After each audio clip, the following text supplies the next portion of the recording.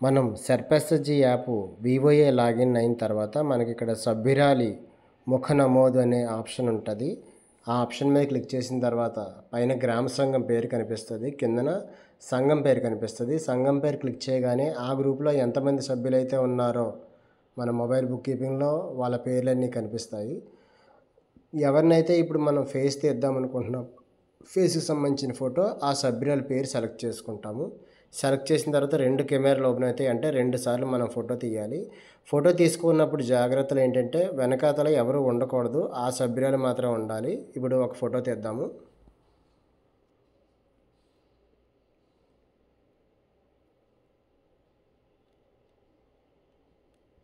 చూడండి, వెనకాతల సభ్యులుంటే పడడం లేదు. సో మరలా మార్చిన తర్వాత ఫోటో అనేది తీసుకోవడం జరిగింది. సో ఈ విధంగా ఈ 2 సార్లు ఫోటో తీసి మనం సమర్పించండి క్లిక్ చేస్తే ఆ డేటా కంప్లీట్ అయినట్టు.